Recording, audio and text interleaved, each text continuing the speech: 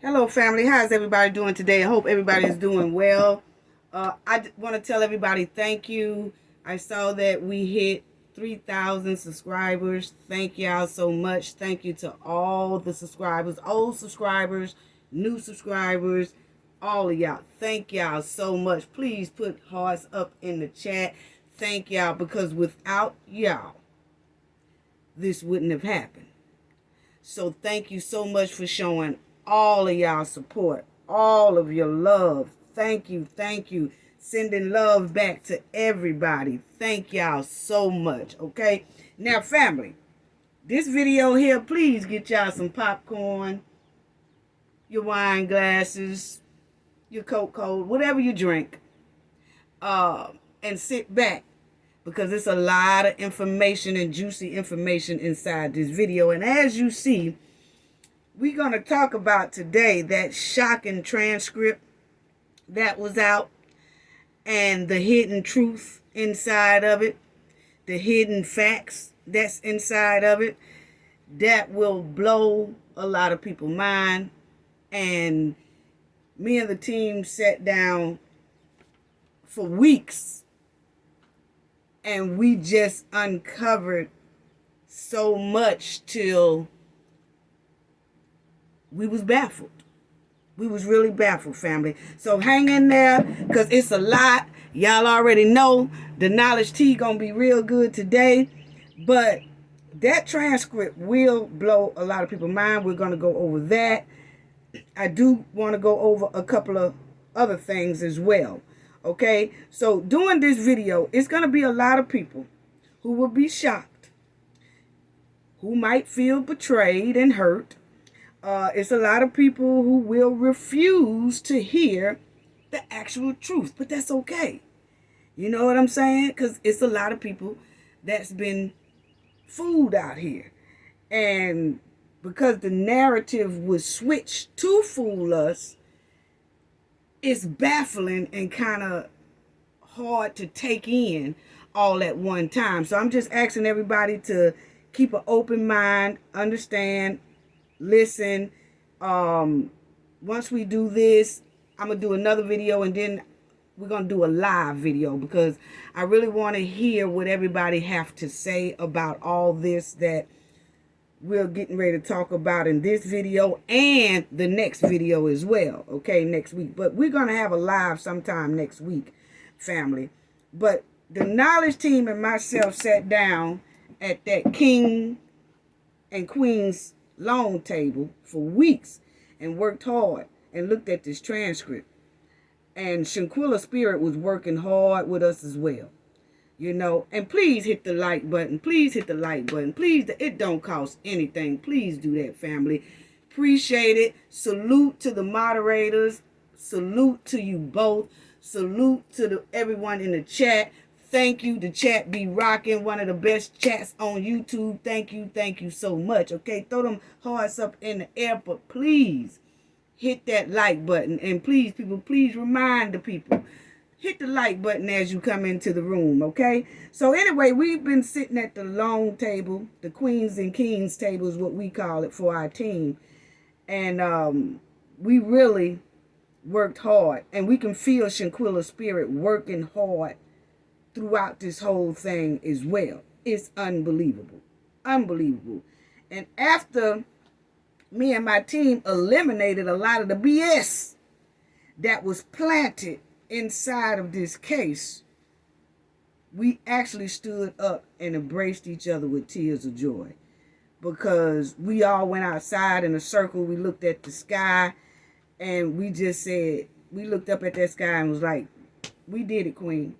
You know, and now we have to tell this queen's truth, which a lot of us already knew,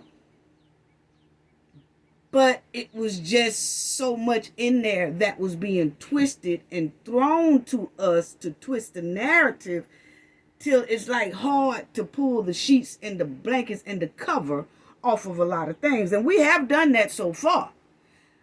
But I want y'all to check out this transcript again, okay? So this is going to be just hard, you know?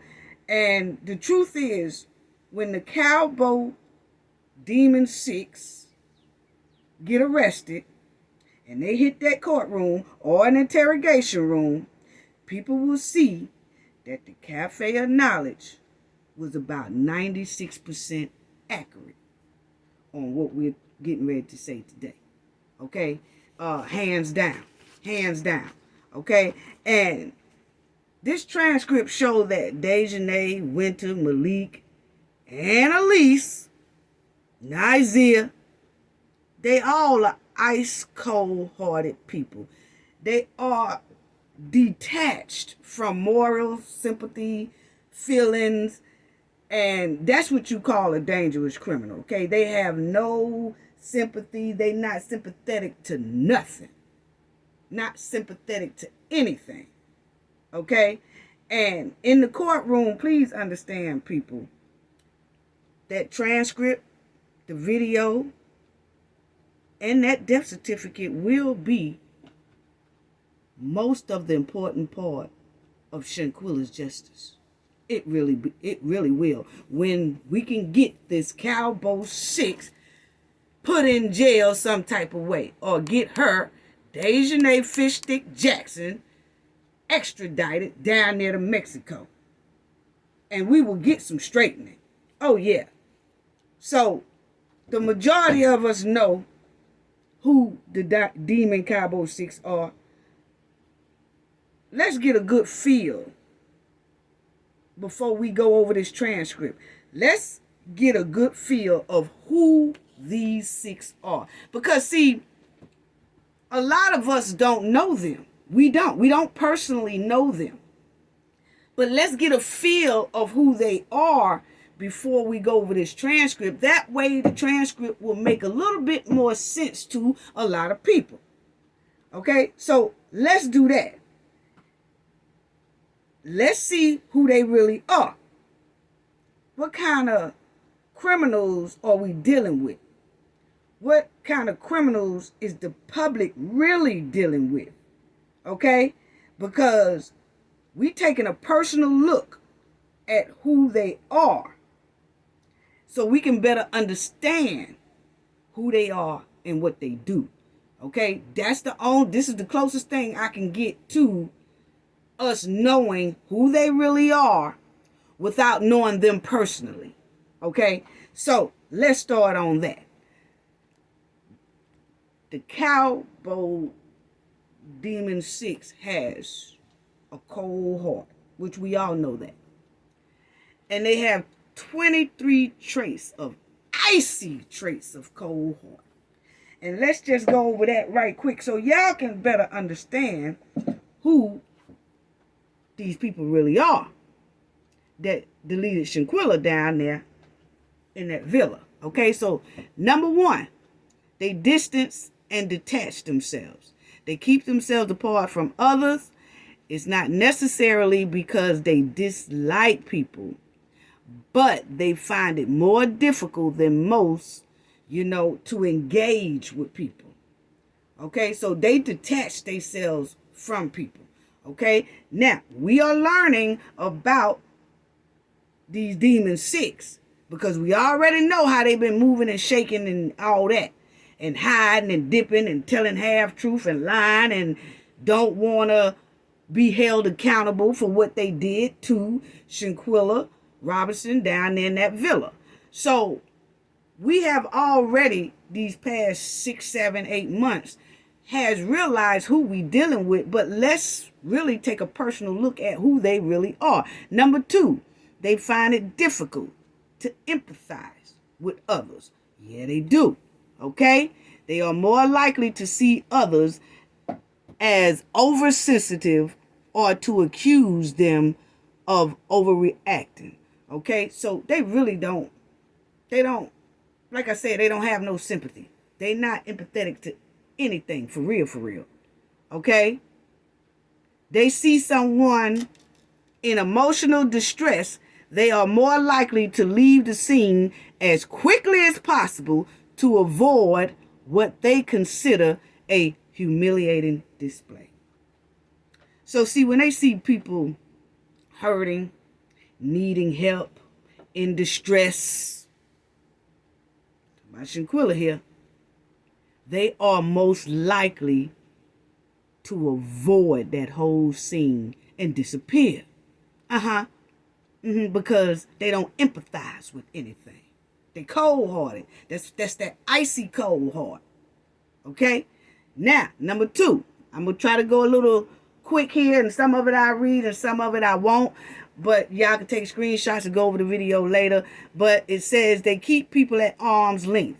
Cold-hearted people don't let anyone close enough to get to know them. So keeping people at arm's length is their default. Okay? And they learn a variety of ways to do this.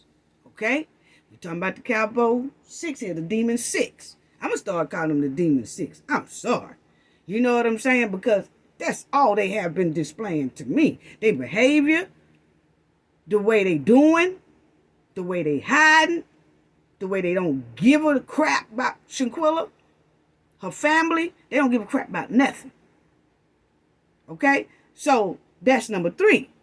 And then number 4, this is their traits. So if you want to know the Demon 6, really, and you never met them, this is what you got. This is basically the closest you can get to knowing them personally. This is them. Okay? They act superior or above it all. Ooh, that sounds like Elise.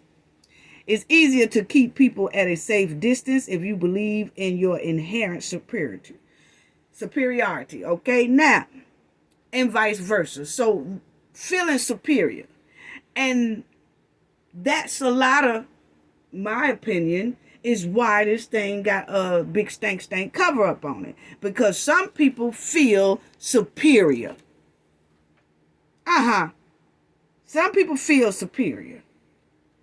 That they can't go to prison or to jail or be held accountable for their devious and brutal actions.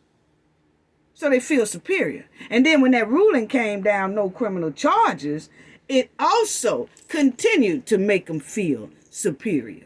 Okay? And once again, have anyone heard if the DOJ in North Carolina, Dina King, has she even came out and said she is no relations to the Kings in the Elise Hyde family? Boy, I just had to think about that when I saw that superior. You know what I'm saying? Number 4, superior. You know what I'm saying? At least say something. You know, no, I'm not, or yes, I am. Either way, just say something. This is a big case. You know, and the public deserve to know. They working for the people. We are the people. So we ask a simple question and can't even get it. Anyway, let's move on. Number 5. They're often self-centered. Yeah, we know that too. This is how they act, the Cabo 6. Okay? Demon 6. And then it says they often untrustworthy and unreliable.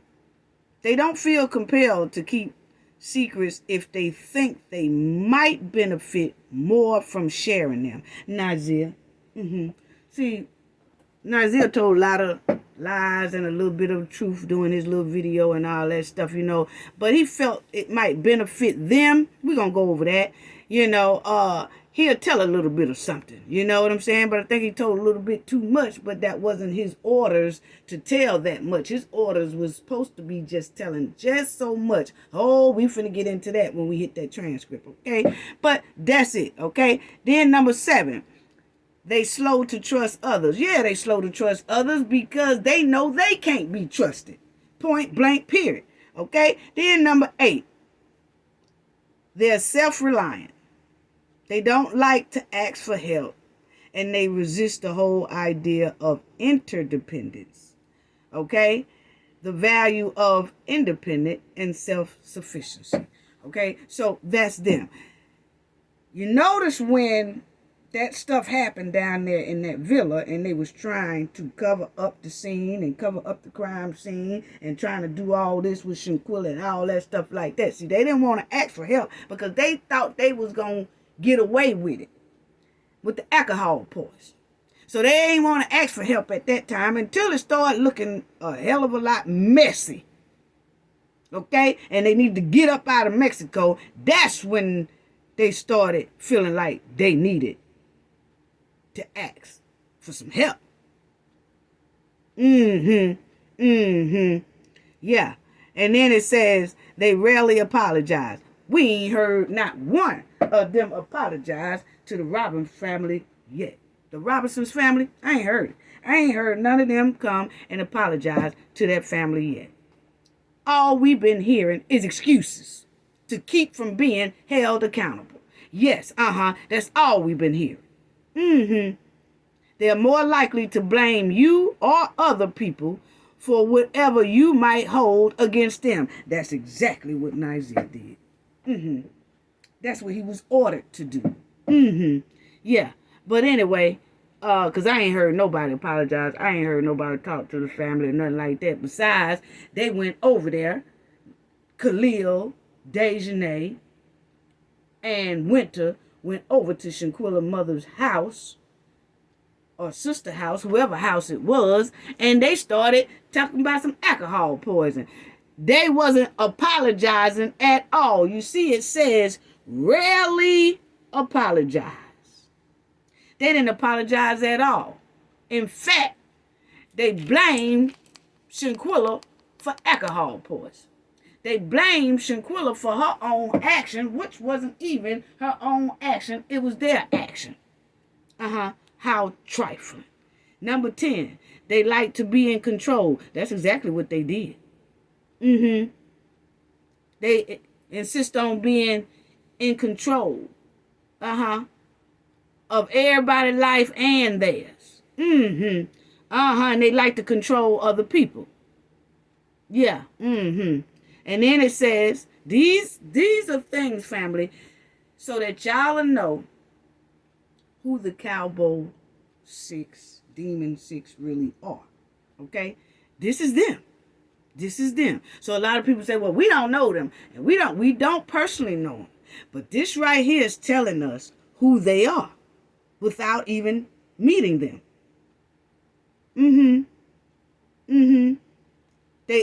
They interrupt or talk over others. And you know Nazir was doing that on his video when people was writing down there in his comment section like, oh, y'all did that to that girl. I ain't do none of that girl. And then he be talking and then he said, oh, but I skipped that. Oh, well, wait a minute. Let me go back. This is what, like to talk over people. Like to talk over people. All of them. And y'all going to see in the transcript that that's basically what they was doing as well. Okay? And then it says they're more likely to betray others. Of course, they're going to betray each other. Let one of them get arrested and see. One of them get arrested, they're going to start singing like a clear, nice hummingbird with a fresh new CD. Watch it happen. And then it says here, 13, they'll hurt or humiliate others if it serves them. Exactly what they did to Shanquella. They'll say or do things, I don't know if y'all could see it, but they will do and say things that'll hurt or humiliate others, even publicly. Remember how they didn't have Shanquella on no clothes? They wanted to humiliate her publicly. Yeah, that's what they do. That's what they do, family.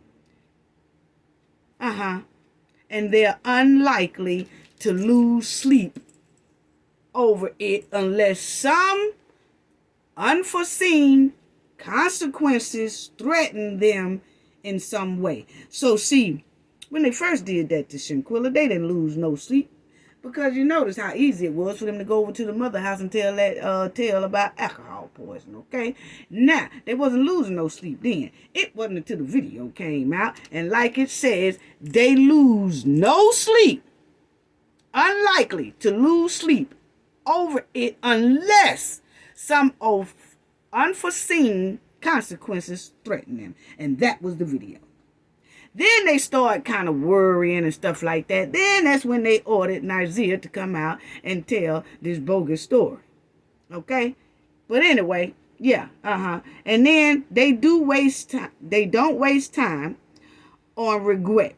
Not at all. Not regret. They don't waste no time on that, let alone remorse. They cares nothing about none of that. They don't have that.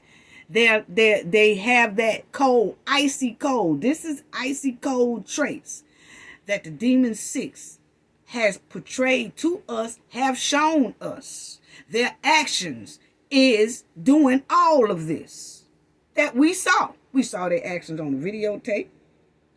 We saw Nigeria actions on his little videos, and he did about 2 or 3 of them, and tried to do some interviews and all that. We seen how they do. Okay? Yeah, we seen how they do. So, that's just it. They don't have remorse. They didn't. And they still don't. They're quick to move on. That's exactly what they're doing. You notice when everybody said, why? How come they just going on with their life? They acting like the Robinson family ain't even hurt. They just going on with their life. Their family is going on with their life. Their parents is acting like ain't nothing going on. They acting like ain't nothing going on. They are actually moving on. They made that rule over there in North Carolina on no criminal charges, and everybody was just supposed to move on, because that's how ice cold hearted these people are. Not only the Demon Six, some of the people in their circle is as well. Close circle is ice cold hearted. Enough to they could say something. We seen about the superior, and then we see now how they do about they are quick to move on. Number 15. So you want to know about the Cabo Demon Six? Here you go. And a lot of their family members as well, because this is what is given. This is what is given. Before the Cabo Six, these are the icy traits of their heart. Their ice cold heart. That's number 15. Okay? Now you got 16. They're unmoved by love stories and emotional movies. That's because they don't have emotions going on inside of them. Point blank period. Okay? They quick to leave you out in the cold. That's exactly what they did to Shanquella. Left her slapped down there in Cabo, Mexico, and didn't even tell the family where Shanquella was. They just left her there. They did not care about nothing. Left Shanquella there deceased and didn't care. Left her clean out in the cold. Ate with her the night before. Played this old game with her the night before. But then left her out in the cold after they deleted her. How icy cold hearted. Y'all want to know who the Demon Six are? Here you go, right here. This will give you a real good personal knowledge of who they are. Then number 18, they can be manipulative. Of course they can. Because guess what? They manipulated their way out of Mexico and fled back over here to the United States. Manipulating everybody over there. Cold-hearted people are often comfortable manipulating others to serve their own ends. If they can use guilt to get you to do something for them, they will. And that's exactly what I think happened down there. Oh, we're going to get to the transcript. But I think they used the guilt and their money for that doctor or so whoever came in there and let them escape up out of that villa. See, they played the guilt trip of being so brokenhearted that their friend had passed. So brokenhearted. Here, I give you this. I promise you it was alcohol poison. I promise you we're going to give y'all about $900. I promise you it was alcohol poison. You know what I'm saying? We talked to the family and everything and told them what was up. But, hey, take this money and we got to go. He'll take this money because we don't want to get in no trouble down here. It was alcohol poisoning. And then we talk and talk and talk until somebody got manipulated into letting them go and then tell us this bogus story about alcohol poisoning. Very manipulative. Yes, they are, family. And then you got number 19. They can be destructive. We already know that. Cold-hearted people have zero qualms about destroying relationships because they don't expect them to last anyway. Yeah, they are very destructive. They typically remain single. Yeah, because if you think about it, just about everybody down there, every time you look them up or whatever, ain't none of them got no real steady boyfriend or girlfriend. I wonder why. Because they evil, they demons, and they portray that in their relationships. Yeah, right here. They portray that in their relationships. They can be destructive. Manipulative. They don't stay in relationships at all long. They don't, unless it benefits them. Yeah. Then they don't like PDA. That's public display affection. They don't like to publicly display affection because they cold-hearted. That's not what they do. Okay? Then number 22, they don't know what to say during painful events. You remember when the concierge said that they was all sitting in there all calm? Oh, we finna go through that, family. Y'all just hang in there, get your popcorn and all that, because it's some deep knowledge up in here, okay? I'm giving y'all who these Demon 6 really are on a personal level. This is who we dealing with. These are the type of criminals that we are dealing with out here in the public. And you have to know them so you'll know how to deal with them. And you'll know what Shanquella was dealing with. And we know how they walk in these United States streets or wherever they try to flee to. Okay, when the heat start getting hot. We'll know. But this is who they are. Okay? Number 22. They don't know what to say during painful events. And you remember when the concierge said he was trying to give them a hug and their hugs was indifferent. Like it was cold-hearted. They ain't care. You remember when he said he heard them laughing after he walked out of there? They don't care. They don't even know what to say during painful events because they got icy cold hearts. Point blank period. 23, there it go again. How they just don't believe, like they will go to the end, to the extreme with making people believe what they want them to believe. Basically. Cynical. That's all it is. And calculus. That's what they do. They a cold-hearted person. Believe the ends always justify the means. So, however Shanquella death happened, which we saw in the video, they feel like it's justified. They feel like whatever went on, it was justified. The ending outcome of it was justified. That's why nobody has really came out and said anything. That's how come they going on about their lives. That's how come we see them at little clubs, little bars, and all that, because they feel like what happened down there is actually justified. And their actions was justified. They looking at it like we just don't understand. Why can't we understand where they coming from? But that's what icy cold-hearted people do. Yes, you know, that's just them. They don't waste time on guilt or regret. They want what they want, and they'll step on toes, bend the rules, or break some hearts to get it. And that's exactly what they did. That's exactly what they did. And somebody is also bending the rules for them.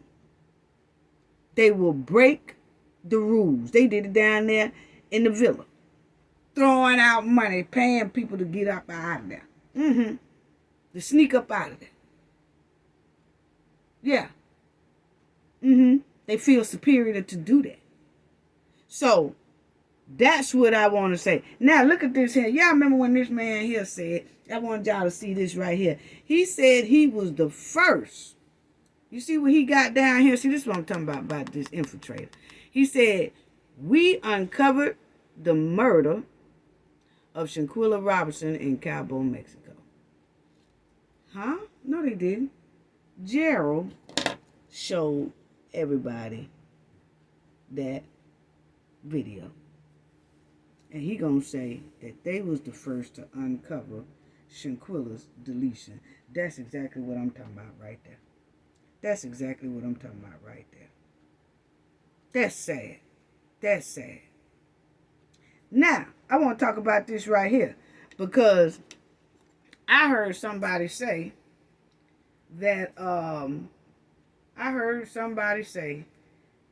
if Dejanay, they got on a content creators platform and said, if Dejanay get arrested, we wouldn't know about it anyway. We wouldn't even know if she got arrested. See, she could be arrested now, for as we know. We would never know if she got arrested. Huh? Said the public won't know. That's BS, and that's a flat lie, family. Please let me tell y'all. I'm trying not to ride a lot of people bumpers around here, but if you lying to the people, I have to check your ass. Because that's not how it go. Okay? I don't know. If somebody out here that keep trying to spin the narrative, twist the narratives and all that stuff, I don't know why they keep trying to do that. You know? Keep trying to spin the narrative. You know, got on this content creator platform. Well, you know, if Dejanay get arrested or something, we wouldn't know anyway. And she could be arrested now. We wouldn't know. Why is you trying to put that lie out there? Yes, you can. Yes, we will know. Yes, we will know that. And I'm finna talk about that in a minute. Do y'all know how many people who have been arrested with those bulletproof vests on because the public is outraged about the crime that they did or what that person did to either their loved ones or something like that, and they'll put these people in the bulletproofs, you know, and walk them inside the courtroom or either walk them around. Hey, Lee Harvey Oswald, who did that to JFK, okay, took JFK out. He had on a whole bunch of bulletproof and was paraded around. Everybody knew he was arrested. See, just because they keep saying, oh, we won't know anyway because this is a big public case and they know how many people don't like them or might be after them or whatever. So we wouldn't know if they are arrested. Huh? Who paying you to spin this narrative? See, they say that to us to keep us from talking about this case because they're telling us like she could be arrested now, so why even talk about it? Like we wouldn't even know if she arrested. She could be arrested, so I mean, why y'all keep talking about it? Basically, that's what that's given. Huh? See, you gotta watch some of these infiltrators. I'm trying to tell you, because the man John Hinckley, you know, he did the pow towards President Reagan a couple of times. He did about 6 pows or whatever. But they took him, put him in those secured jackets, and walked him through that courtroom, walked him around that courtroom. He was getting in and out of the police vehicle with those vests on and all that stuff like that. Man, don't come telling us that Dejanay, if she gets arrested here in the United States, we not gonna know. Even in Mexico, we gonna know. Come on now. People go into the courtroom each and every day. It's some people right now, you could turn on that news, and because of the crime that they did, and because of the public is outraged about that crime they did, those people, they waltz those people in with bulletproof type stuff on. They don't hide the fact that they arrest them. And they be big public cases. Big public case. That's the reason why they have on the vest, because the case is so well known and a lot of people are outraged about what they did. So people, don't let people just feed y'all know anything. And furthermore, I want y'all to hear what Shanquella lawyer said, because see, that's why I have to get on some of these. I have to ride some of these bumpers because they run around here telling lies, to try to stop. Got on the platform trying to tell a content creator that lie. But we wouldn't know if she was arrested anyway.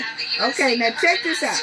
This was at the Washington rally that just happened, okay, in May 19th, okay? Listen to what Attorney Suzanne Robinson said, the family's lawyer, about them getting arrested and what will happen when they do. Okay? Now check it out. Boy, I tell you, people need to stop it. Listen. The protocol and what can be done. The protocol is that the U.S. State Department has to acknowledge. Listen. Address the protocol and what can be done. The protocol is that the U.S. State Department has to acknowledge the documentation that the Attorney General from Mexico in Cabo has already submitted. It has to be acknowledged by the U.S. State Department, and then once it's acknowledged and they accept the documents as they are, an extradition process would start in federal court here. So we would all know that it was happening. It wouldn't be happening in secret. We wouldn't have to ask anybody. We wouldn't have a press conference. We wouldn't have to have a meeting. It would be a federal proceeding that would happen with the person who was named as the aggressor in the Mexican investigation. And so they would have their opportunity, their due process to object. Now, what she just say, family? See, that's what I'm talking about. But I have to debunk some of these people, because I just hate lying. Listen to what she say. It wouldn't be no secret. Proceeding that would happen with the person who was named as the aggressor in the Mexican investigation. And so they would have their opportunity, their due process to object documents as Listen they are. again. An extradition process would start in federal court here. So we would all know that we would know. It wouldn't be happening in secret. We wouldn't have to ask anybody. See? We wouldn't have a press conference. We wouldn't have to have a meeting. It would be a federal proceeding that would happen with the person who was named as the aggressor in the Mexican investigation. And so they would have their opportunity, their due process to object to being extradited, and then at that point the process would play out how it would be. So we're only asking for the protocol to be followed. Now y'all see how people are lying your face, family. Get up on a panel and try to convince another content creator, oh yeah, I wouldn't know if she was arrested anyway, and the lawyer clearly said it's not going to be in no secrecy. Yeah, they not going to keep it a secret. They not going to hide it from the public. None of that. If either one of those Cabo Demon 6 get arrested, the public is going to know. So, see, that's what I'm saying about some people trying to spin the narrative and spin the whole doggone thing and all that stuff, trying to cape and cake for Nizia, Dejanay, and the other Demon 4. We will see them get arrested, point blank, period. Love to spread lies about that, and that's another doggone thing, because I seen somebody on that. Shout out to everybody in the chat one more time. Shout out, throw some hearts in the air and all that stuff. But I seen somebody get on. Now, look here. I don't know this man, I'm finna say, from a can of paint. And that's Black CEO Media. But this man been working his butt off. And I know people saying she keep bringing him up. We don't know each other, nothing like that. But I did see where it's some people that's coming up on his platform. And TS, y'all all tell him, email him, or whatever. Don't say it on this platform because I ain't trying to get no recognition on the platform and all that. Email a man or however y'all do it. Rivka Omega, y'all all watch his back because I see it looked like he becoming a target exactly like me. See, one thing about it, family, is that when you have content creators that's pushing Shanquella's story and we pushing them facts and we won't let this story go and we keep pushing it and pushing it, it's a lot of people out here that don't like it. So then they start sending infiltrators on your platform to come in and try to spin the narrative and try to make us eat on those Demon 6 lollipops. We don't want none of those Demon 6 lollipops that got on this man platform down there. Now, I ain't talking for CEO Black Media, but I had to say it because that brother does the work. And I didn't like the fact to see somebody coming over there and trying to make him eat on a Demon 6 lollipop. And he didn't want the lollipop. And he was trying to be nice to the lady. He let her say her opinion about Nizia. She's so hooked on that Nizia lollipop. And Nizia, he started letting her say her opinion and he being nice about it and all that right there and stuff like that. And y'all know me. I'm giving the raw truth. I don't care who don't like it. You know me. I'm going to ride somebody's bumper regardless because he worked too hard over there trying to push Shanquella's story for somebody to come over there and try to sell him some Nizia lollipops. He don't want no Nizia lollipops, and we don't either over here. When y'all ever seen a lion? The man logo is a lion. When y'all ever seen a lion on a mission sitting in the field eating on a lollipop? They don't. So why you gonna go over there and try to sell him one? He don't want it. And TS and Rivka Omega and all y'all, the Lion Den, I know y'all know what I'm talking about. Somebody over there, see, they're trying to infiltrate because this man is pushing hard information. We are basically targets. Cafe of Knowledge, Black CEO Media, and a lot of others that's constantly breaking and digging into Shanquella's justice and wanting Shanquella's justice and fighting for Shanquella's justice, and the subscribers are fighting for the justice, the moderators are fighting for the justice, and it's a lot of people who will come from other places and come up around our platform and try to spin the narrative. And it ain't gonna happen. Don't come over here trying to sell us none of them nasty Demon 6 lollipops because we don't want them. And the man was trying to be nice. See, it's a difference when you get on somebody's platform and somebody you disagree with them, that's fine. But when you keep trying to make them change their mind and make them think like you think, that's a problem. That's a problem. And they started trying to be nice. And see, that's the thing about some of us women. We have to understand and check ourselves. We just can't get on platforms and try to run a man show. That's a man show. You don't go over there trying to spin his narrative, trying to see, that's a lot what's wrong with us now. Women, we say we want the men to lead. Let the man lead. We follow they lead. If the man is talking about popcorn, stay on popcorn and don't start talking about no dump truck. He ain't talking about the dump truck. He talking about the popcorn. And we gonna get up there and try to make the man change his mind. We gonna make the man think what we want him to think. And we trying to rule a man. And the man trying to be nice. And then we seems that we just wants to take over some things. Not all us women, some of the women. And the type of woman I seen that day is the one trying to sell some Demon 6 lollipops that don't nobody want. Now, that's my boy over there. He doing the work. And I salute any brother that's doing the work. And if I see somebody trying to infiltrate him and trying to spin the narrative and so-called trying to bring his channel down by bringing toxicity over there, I'm going to get on that bumper. I don't care how you like it or don't like it. Yeah, that's me. And he said, well, why are you talking up for that man? That man know how to take a... If it was a man had got on his platform and tried to spin the narrative and sell him some lollipops from the Demon 6, I wouldn't have said nothing because I stay in my place when it's two men. But that was a woman up there, and he was trying to be nice to the woman, and he was trying to let the woman say her opinion and all that, but she still was going to make him stuff that demon lollipop down his throat, and he didn't want it. So when it's another woman, yeah, I'm going to ride that bumper. Sure, if I see that being...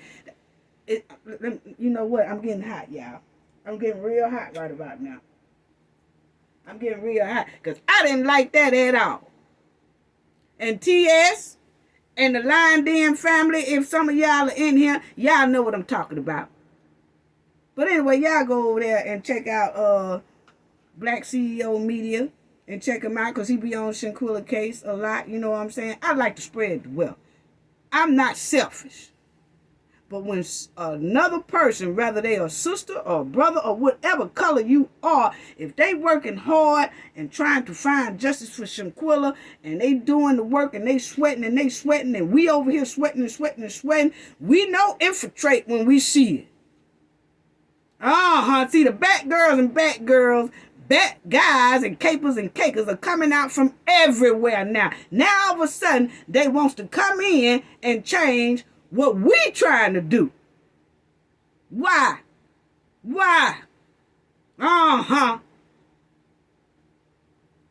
don't want none of them stinking ass Demon 6 lollipops. We don't. And quit trying to sell them. Because we don't want them. Can't stand go somewhere and try to change somebody's narrative. But see, y'all know that they don't play with Cafe Knowledge like that. They don't play with me like that.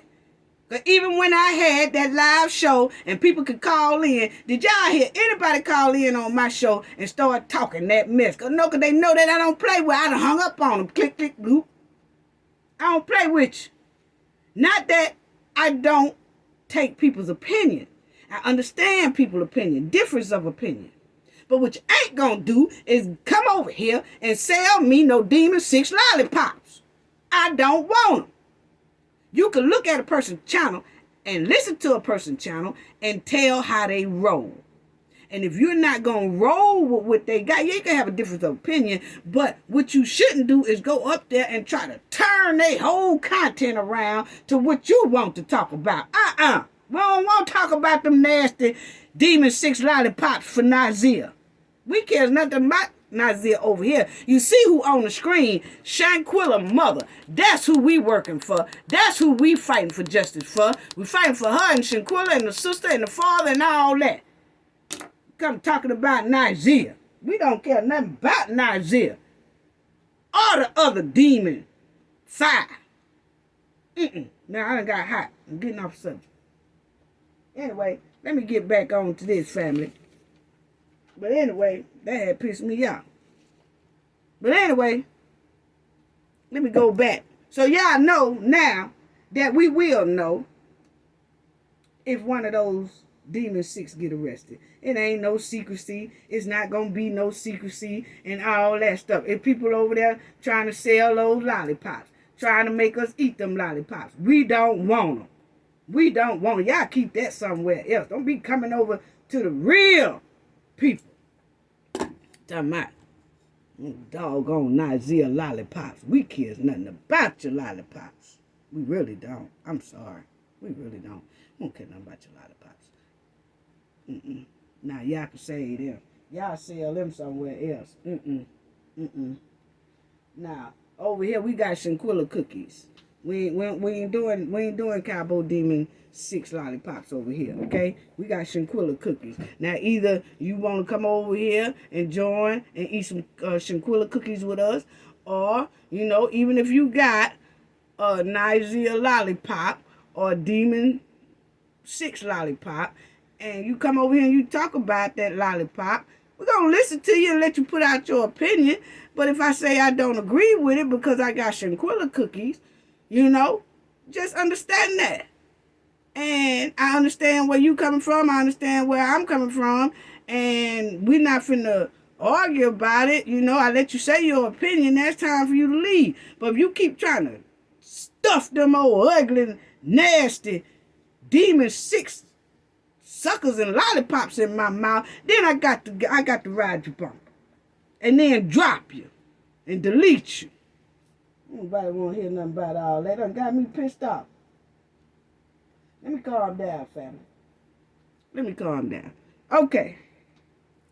Let's go ahead on into this right here. But please understand, family, that we have to go with the concierge and the assistant statement is on that transcript. Whether we want to or not, we have to go by that. Okay? Whether we want to go by that or not, we believe it or not, or whatever. The point is, most likely, that transcript is going to be used in the courtroom. And it's going to be a key part of evidence in the courtroom. Okay? Only the Demon Six can dispute what's inside that transcript. And they're going to be able to do that in court with their lawyers. Okay? But the bottom line is that transcript is in government hands. It's in the United States government hands and it's in Mexico hands. Okay? And that transcript is ready, stamped, and sealed for a courtroom. Ready for a courtroom. Whether people like it or not. Or believe it or not. You know, I don't believe what the concierge said and all that. That's all fine, well, and good. But please understand, people, that is going to most likely be a part of the evidence inside of that courtroom. Okay? And you have to go by that. I understand that people say, I don't believe it, whatever. That's up for the lawyers to debate. Okay? Once they get inside of the courtroom. Rather, what's in it is truthful or false. But the thing is, we go by facts over here. Whatever that sheet say, because we know that most likely that's going to be used inside of the courtroom. Okay? Point blank period. You know, and they did send that transcript to the U.S., to the White House. So they going by it as well. Okay? So that's just how it goes. So rather the United States extradite Dejanay, that transcript most likely going to be used against Dejanay. Or if some kind of way, a civil suit or something like that, open up or whatever like that, that transcript most likely going to be used in the United States courtroom. Okay? So it's up for the lawyers to debate that and the Cabo 6 to dispute what's inside of that transcript. So,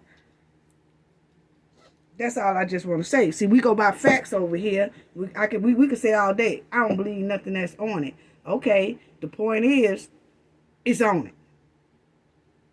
What he said is on the transcript. Okay, so let's break that down. And let's break it down real good, family. And I'm going to tell y'all right now, I'm going to give y'all this little bombshell. But Gerardo Zuniga took Nizia's entire confession and used it and told everybody what so-called happened at the villa. And we'll get to that. Just hold on to that. But that's what he did, okay? He ran with Nizia half-ass confession and then he reworded it and made it as if he told Nizia's story as if it was true. And I'm finna go over that too in the transcript. Basically, Nizia played in the public face and he played in Gerardo Zuniga's face, and then Gerardo tried to play in our face with Nizia's story. Okay? Boy, I tell you, boy, they got a whole lot of stank going on here. So, as y'all see the sign in, let's go into that. As y'all see the sign in, a lot of people wants to say Dejanay signed her name with 2 D's, okay? Finna show y'all. Okay, finna show y'all. Right here. Dejanay did not sign her name with 2 D's. What happened is, you see how Elise Y came down, it connected with Dejanay A because you could see Dejanay A. Look at that real closely, family. Okay? You could see Dejanay, because people said, why would Dejanay sign her name with 2 D's? She meant to do that. No, she didn't. That's a D and an A and an E and a J. Okay? It's Elise Y up above that came down on that A. Okay? Then I want y'all to notice that actually Shanquella's signature was the most professional signature on there. You know, if you look at it, Shanquella's signature was basically the most professional. Okay? The rest of them, not so much. They were scribbling. They were doing whatever. Khalil was okay or whatever like that. But I just wanted to point out, because a lot of people said that, you know, Dejanay put 2 D's in her name, and she didn't. It do look like it from far away, but if you blow it up and you look at it, that's an A. Okay, the Y just connected to the A. Okay, so that's what I wanted to point out there to everybody. Now, let's go into this right here. Okay, let's go into this right here.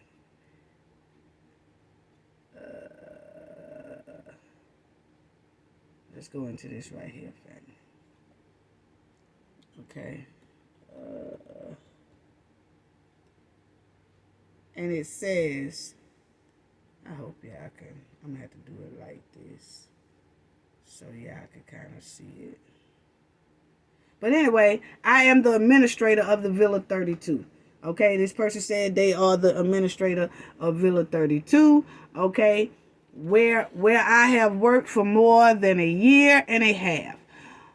Once I observed on my cell phone, let me see. I'm trying to make sure y'all can see that.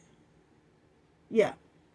Once I observed on my cell phone the video circulating in social networks where 2 of the guests who had registered in the villa appeared, where one of them dressed in pajamas with shorts and blouse, possible colored pink, white with black, and a light colored cap, appeared hitting another female person who was naked.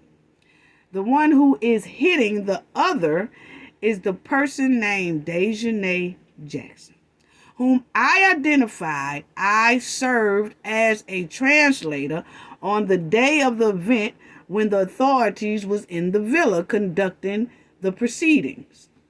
In the video, it can be seen that the headboard is eliminated by the sun ray and the location, okay? And they were saying that the sun ray is between 7:30 in the morning and 8:30 a.m. And I told everybody, Knowledge Family know, I had already talked about that when it first happened. I told everybody what time that was.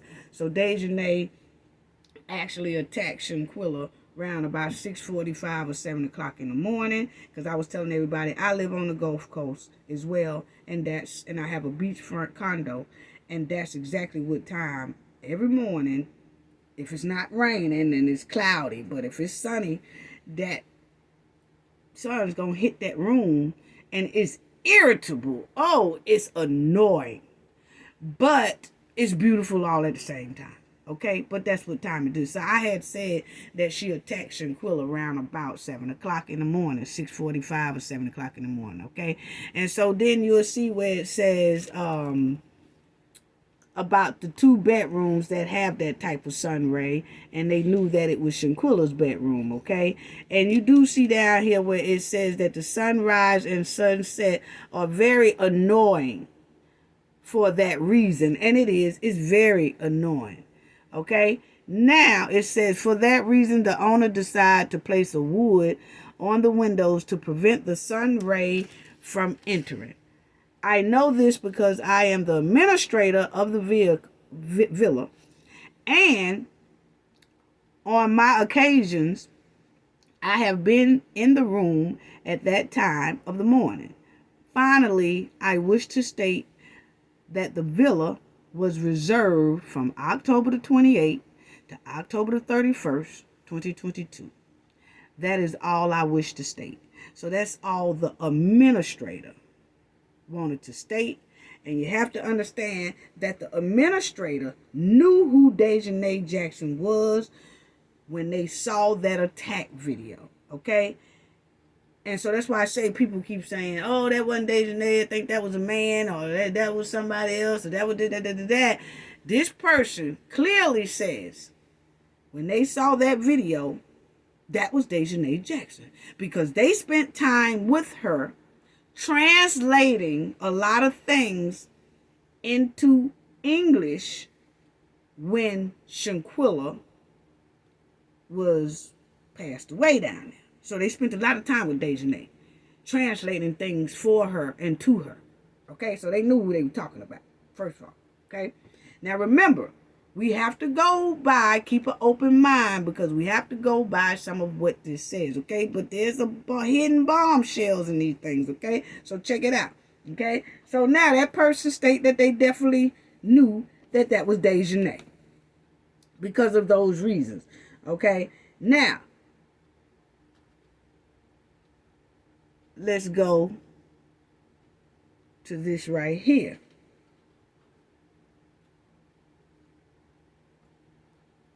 Let's go to the second one. Okay, I'm making sure I get it right. Y'all hang in there with me. Okay, because I want y'all to make sure y'all see this. Now, this is the concierge, okay? And they say this is their statement given to the investigators and the agency, okay? So this is a statement that they gave to the concierge gave to investigators, okay? Now, it says that they are being interviewed, and this is their statement. I have been employed by such and such, or Cabo Villa in the United States, where I work as concierge. In attention and customer service, I provide service assistance with doubts, okay? Any service that is needed for approximately 3.5 years. So they've been doing this for 3.5 years.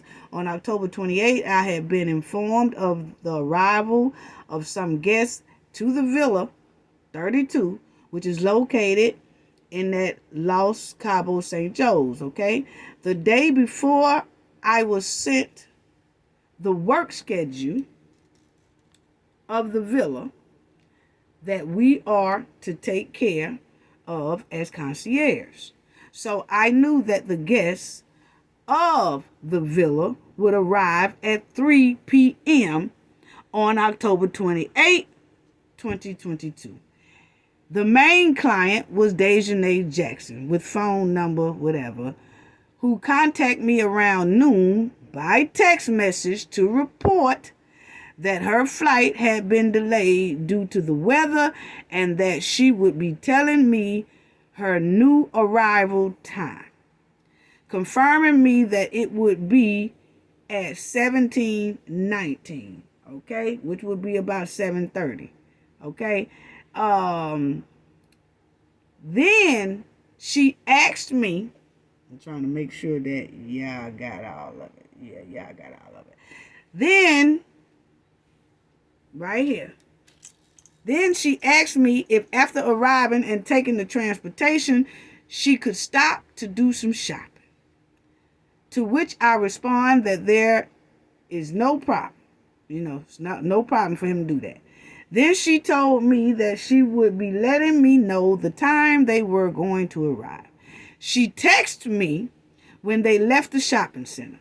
She arrived at the villa around 2000 hours. That's 8 o'clock, okay? I had arrived at the villa about 15 minutes before, and upon entering, I see a person of slim-built Afro-American, about 1.75 meter tall, about 25 to 30 years old, to whom I introduced myself. Since he asked me, who was I?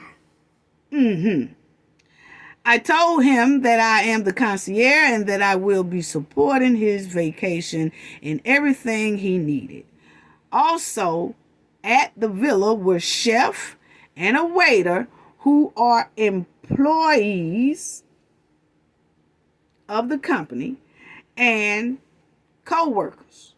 Moments before, when I saw the guests, I was surprised, since I wasn't aware that there were guests already at the villa, to which the chef told me, and I'm going to continue, but let me talk about that right there. Okay. They were supposed to arrive at 3, right, family? You see, he said that they were supposed to arrive at 3 o'clock, right here. They were supposed to arrive at 3 o'clock. So that's why Shanquella was there before 3. Okay? People have to understand that. That's why Shanquella was there before 3, because they all had planned to be at that villa at 3 o'clock.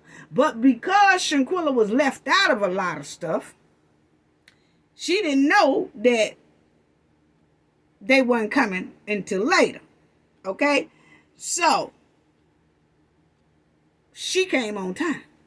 So did Nazir, because Nazir arrived around by 3:30. And if you notice, he says right there, he describes Nazir to a T.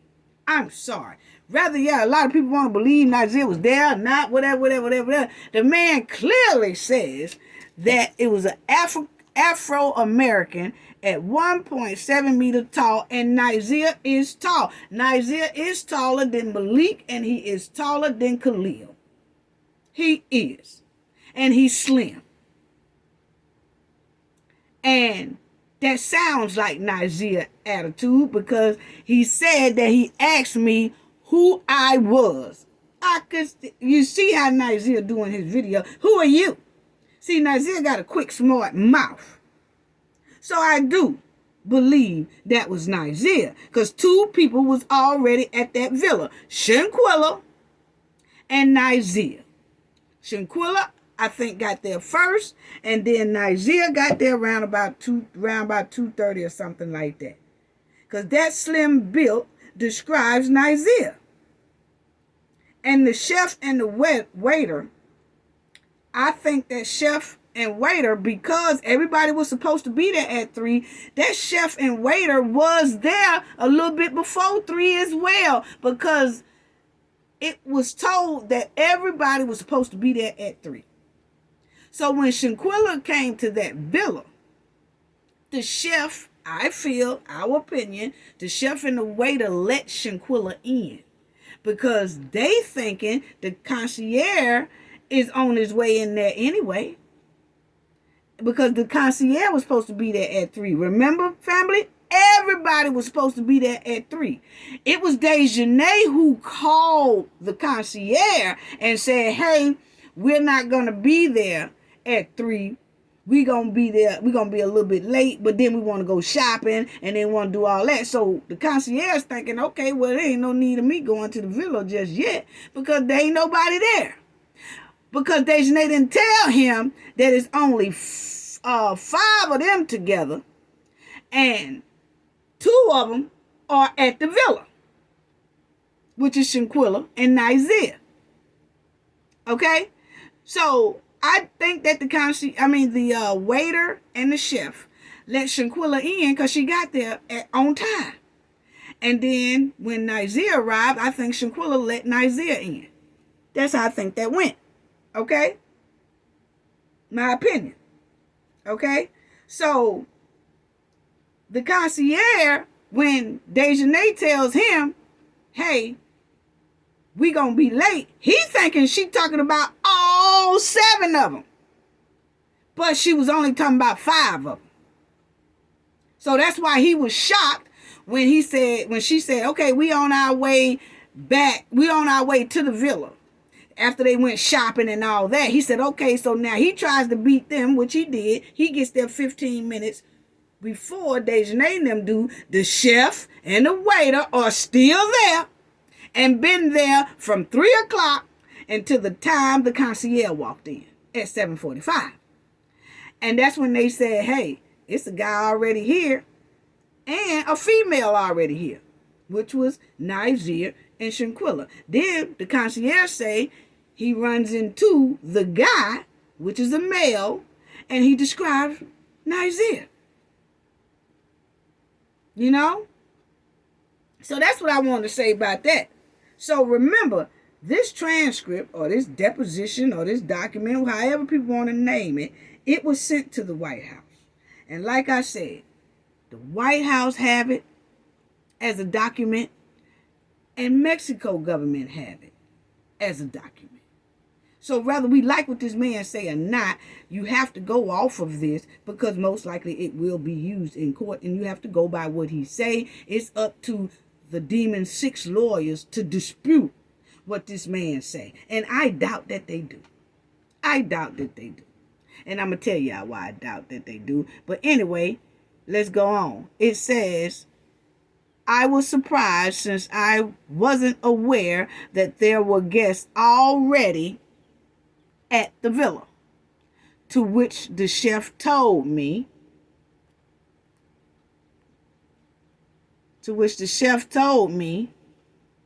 that 2 people, a couple, had arrived at the villa a few hours before. However, I saw the male guests described above, which was how he described Nizer.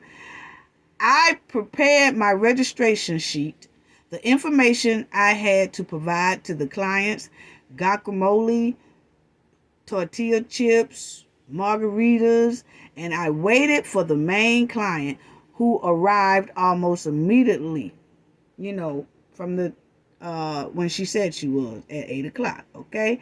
Now they got off with their groceries. I'm just trying to make sure y'all can see that. Okay. Yeah, y'all can. I think y'all can see it. But anyway, they got off with their groceries, bottles of alcohol, tequila, put down their suitcase, started taking pictures of the villa. They looked excited. In total, 5 people arrived, 3 women, 2 men. Okay? But 3 women. 2 of them African American and 1 between African American and mixed Latino. Okay? That was Winter he was describing. So he was saying Elise, Winter, and Dejanay. Okay? And then he said the main one named Dejanay, who is of sturdy build, tall, dark skin with a thick voice. And just because he say a thick voice don't mean that he talking about nothing else, because I have family members that's female that have very deep voice. You know what I'm saying? But anyway, then they said she was accompanied by 2 male guests of African American descent, both of slim built. One of them had dreadlocks, which is Malik's plaits. So Khalil and Malik walked in with Dejanay, Winter, and Elise. That's 5 of them. And the other 2 was already there, Nizer and Shanquella. That's 7 altogether. Regardless if anybody say, oh, I think it was another person in the back room. Oh, I think it's another person up under the bed. Oh, I think it's another person in the closet. It doesn't matter. This is what's going to be used in this courtroom. And that's what was said was there. 2, when he arrived, 2 of them was there. And then Dejanay walked in, and it was 5 of them. That's all that's going to count in that courtroom.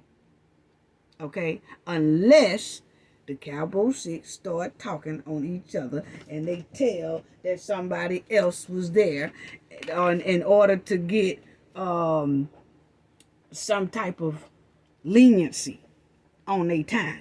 Okay? So you have to notice that the concierge paid attention to everything the Demon Six had, down to their groceries.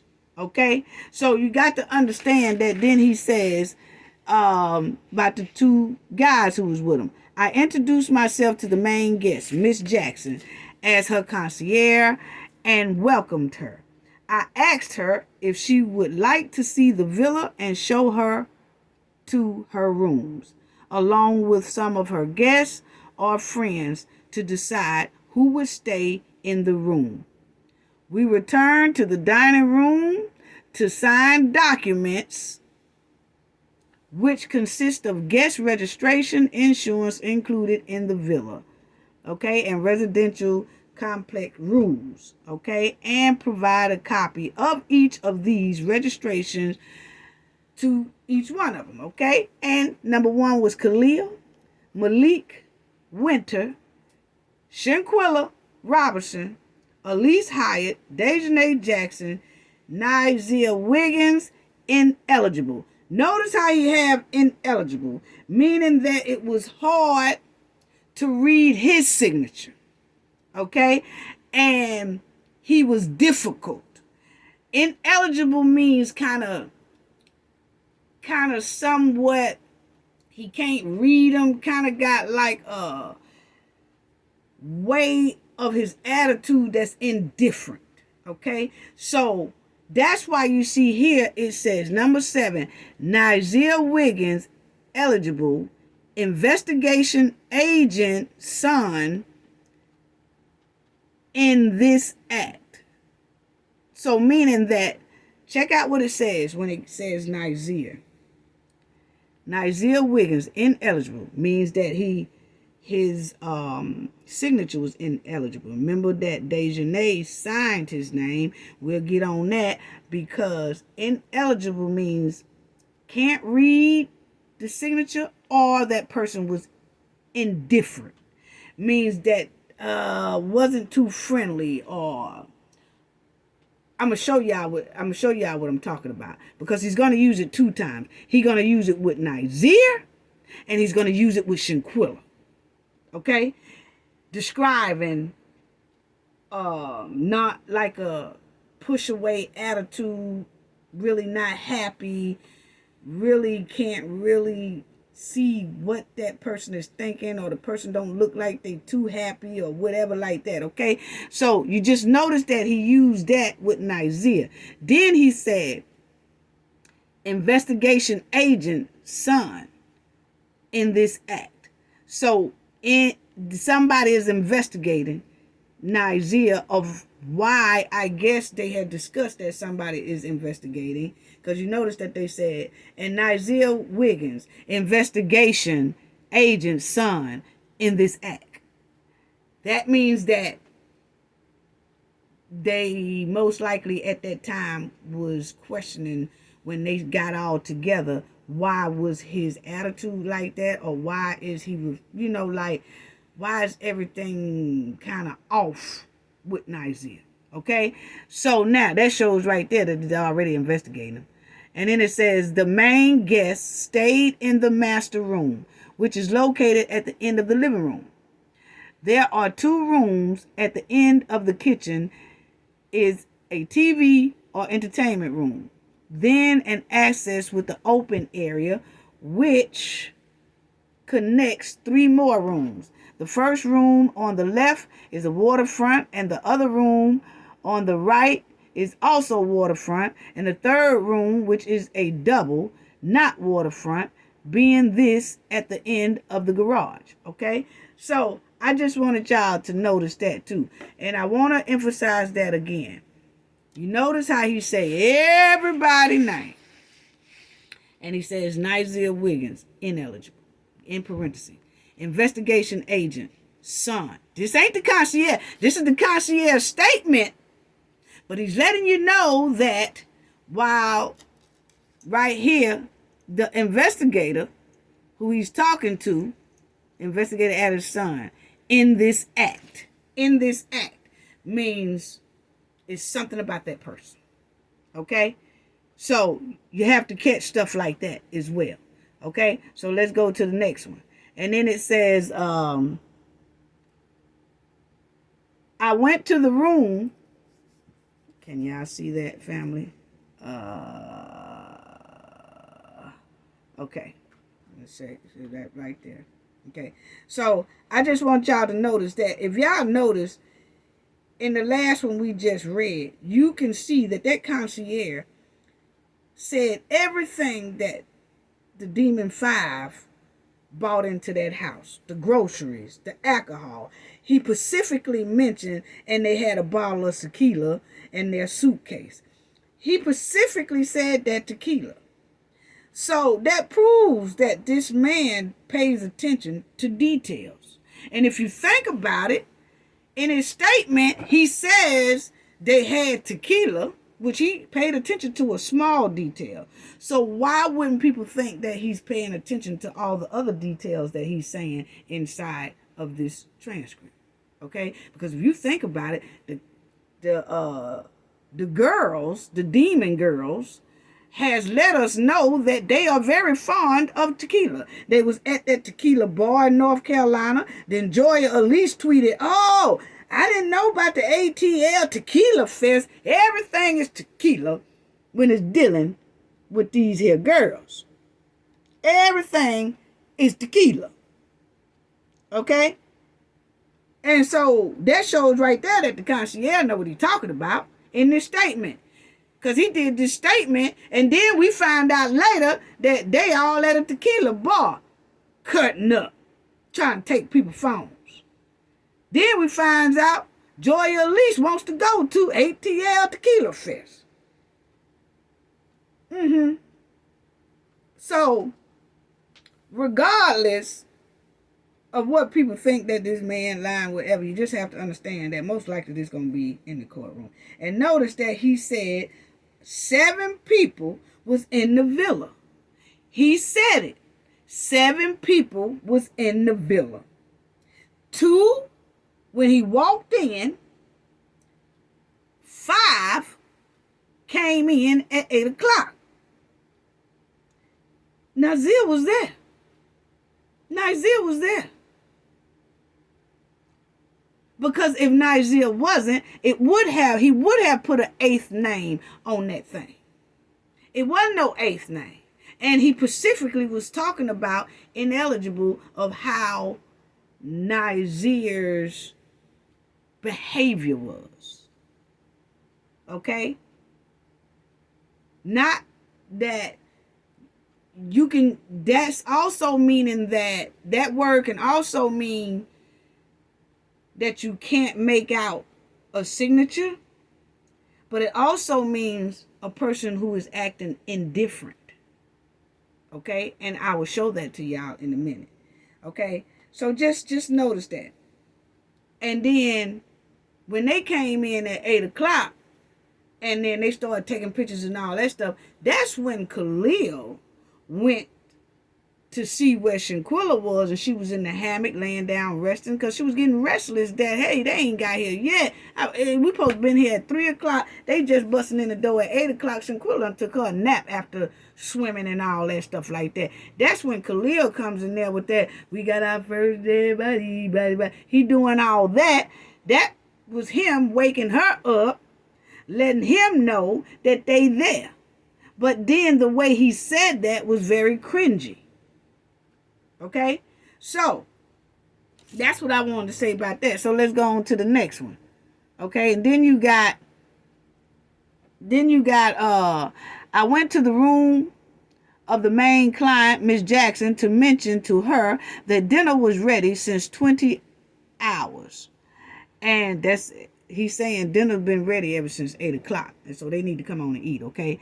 And that if it needed to be extended, they would be charged an extra hour, which she did not agree to. And so she sent everyone to dinner.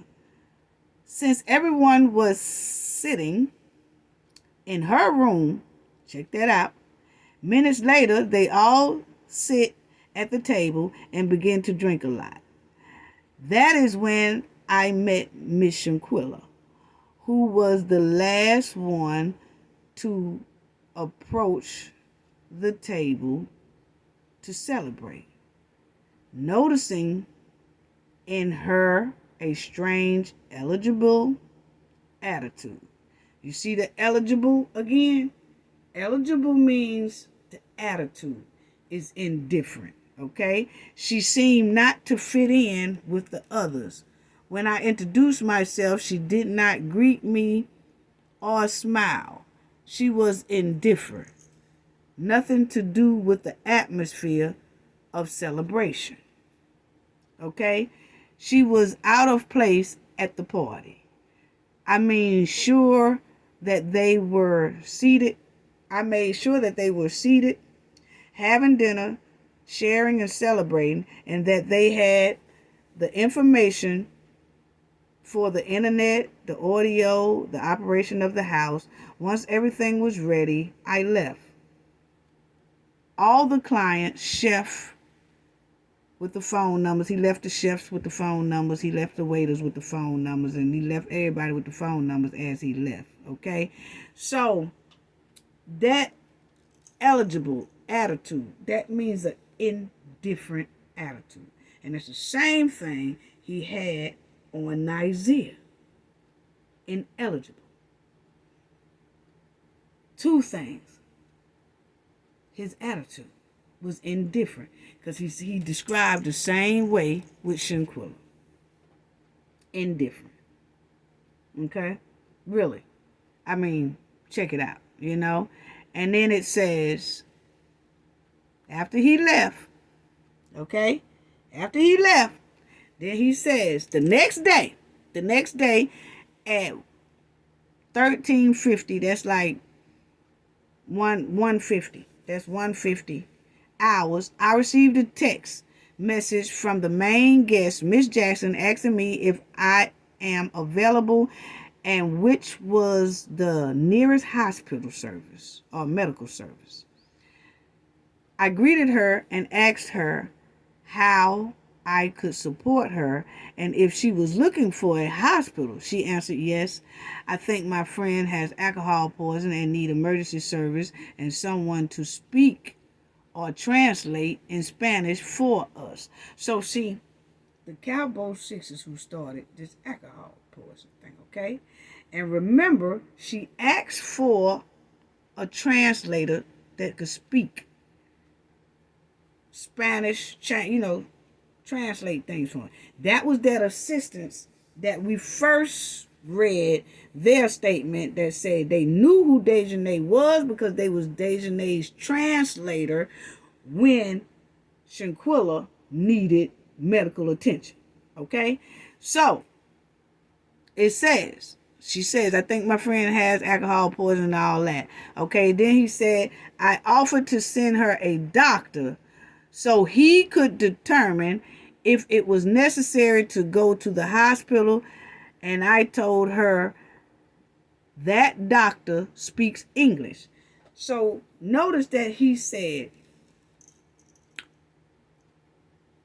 I told her that I will send her a doctor so he could determine if it was necessary to go to the hospital.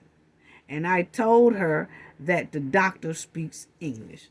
So she was told that a male doctor was going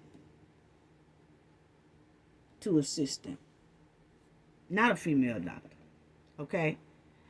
And as you listen to it, he keeps saying he as a doctor, not a she. So that's what I'm saying about the flipping. And I'm going to go through that in a minute. Then he says here, once he told her that he'll send her a doctor or whatever, then I offered to send her a doctor so he could determine if it was necessary to go to the hospital. And I told her that the doctor speaks English. She said, yes, please. I tell her that the cost is $100 for the visit plus the medicine. I asked her if she agreed, and she answered yes, as soon as possible. I tell her that I will make the call to request the service to which she answered, yes, please. Okay? Around 2 o'clock p.m. on October 29th, I called Dr. Such and Such, which is a guy, remember, because he said there is a doctor that deals with them when it comes to medical issues, and that doctor is a male. Okay? Now, it says, I called Dr. Such and Such, who is our contact for medical attention of our guest and whose telephone number is, and then he puts the telephone number down there, okay? And then he says, and in about 4 minutes, Miss Jackson texted me and asked me what I had been told. Hold on. Okay, there you go. And asked me what I had been told, and I answered her that a doctor is going to contact her to check her friend. And she replied, okay. Attached to this document is a screenshot of the conversation with Miss Jackson and I, where she asked me for medical help. And the conversation is recorded on the 3-letter size sheet of paper attached here too.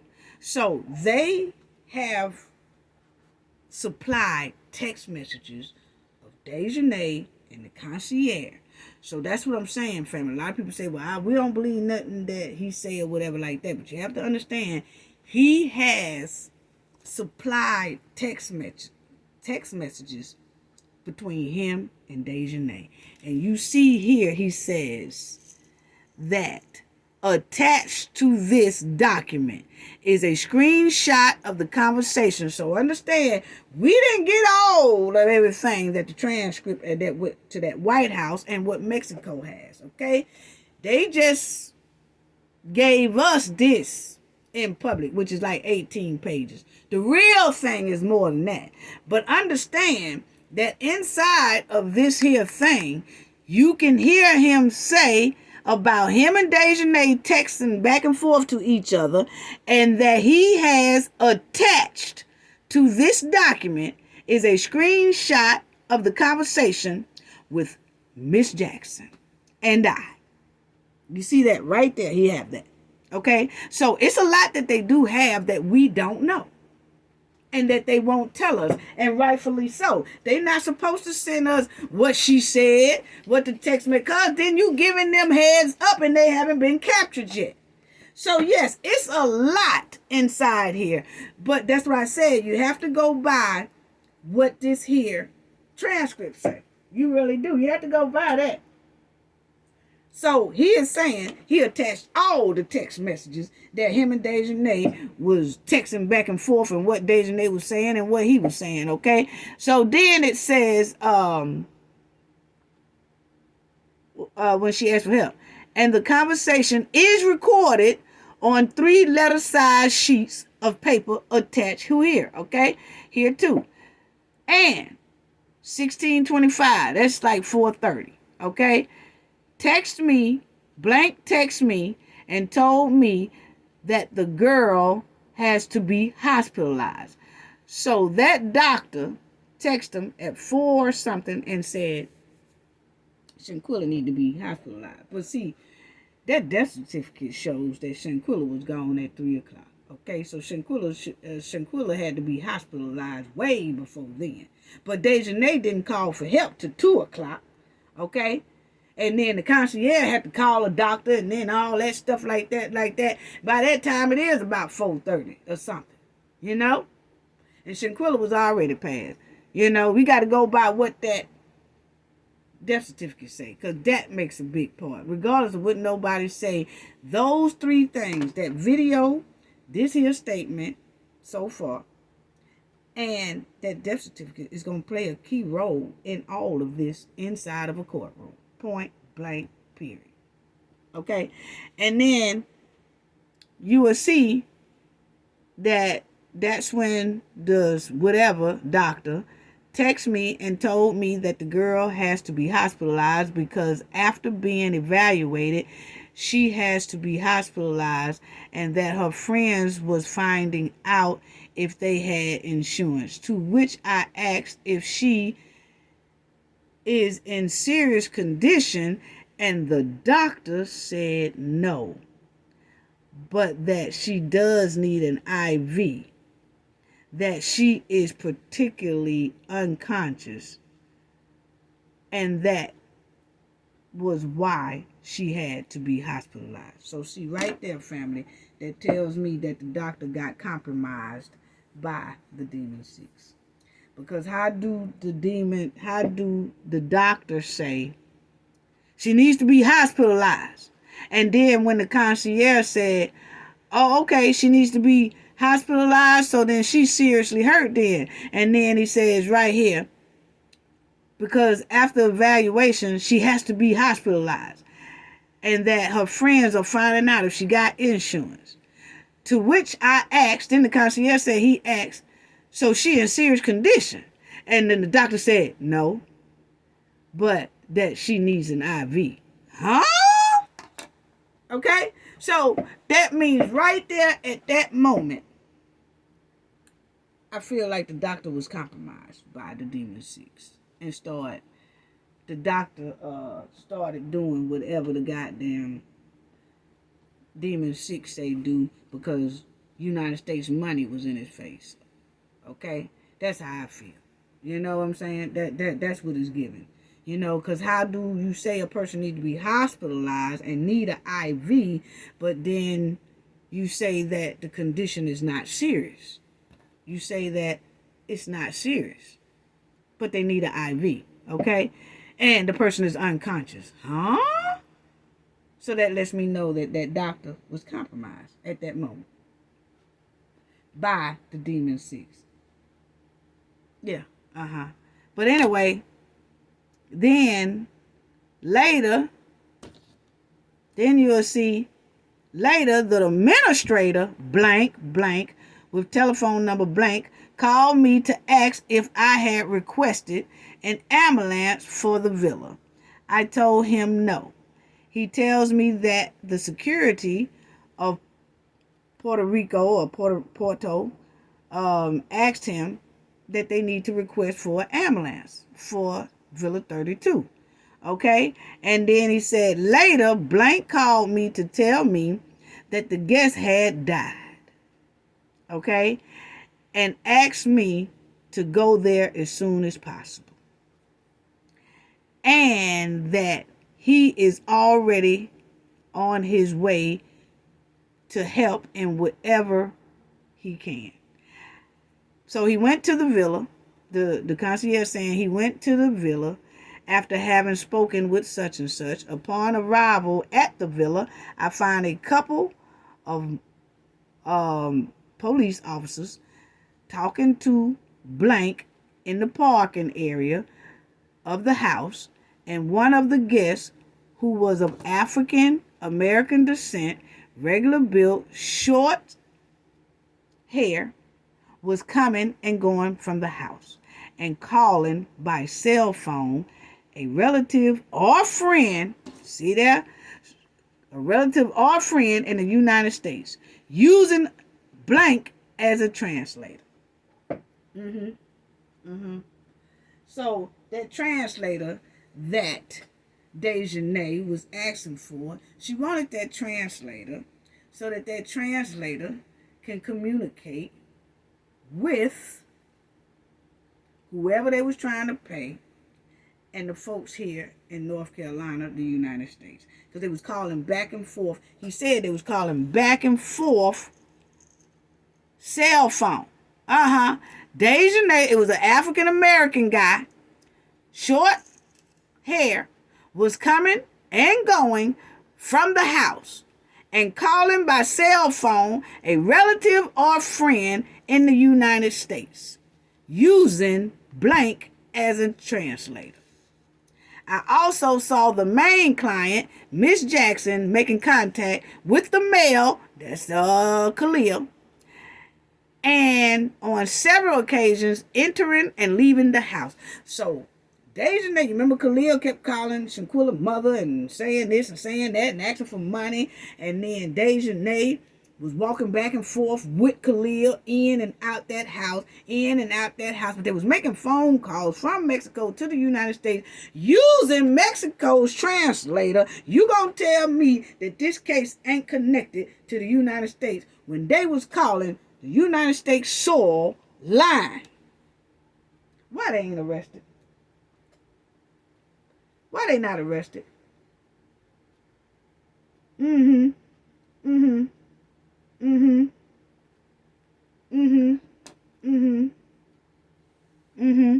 Now, y'all notice what Dejanay said, right, family? This is where it gets crazy. Y'all notice what Dejanay said, right, family? I hope y'all did notice that. Y'all noticed that Dejanay told him about her friend. Believe her friend got alcohol poison and all that. And, oh, she done talked. The doctor done came to the villa now. They saying it's a he. They want to put out the narrative that it's a she. Okay? But whatever he or she was, okay? The point is that if you notice, family, Dejanay ain't said nothing about no damn maid. She didn't tell the concierge nothing about no maid found, Shanquella. Nobody says nothing about a maid in here. Nobody says nothing. When she calls that concierge, texts that concierge, she just said, hey, I think my friend got alcohol poison and might need some medical attention. Can you send somebody here? She ain't say nothing about a maid found her. She was slumped over, and we think she got alcohol poison, all that. Have y'all noticed this transcript says nothing about a maid found Shanquella? Notice Dejanay never mentioned a maid found Shanquella in no bathroom over no toilet. That was all alibi lie for Cabo 6, made up. That's the story they had Nizia tell everybody for an alibi lie. Nizia started the maid story. He was told to. He was told to come out and say that. Okay? So check it out. They going in and out of the house. Notice how they ain't said nothing about no maid. Nothing about no maid, family. Okay? Ain't no maid exist. Didn't no maid find Shanquella. Didn't no maid come in that villa that day.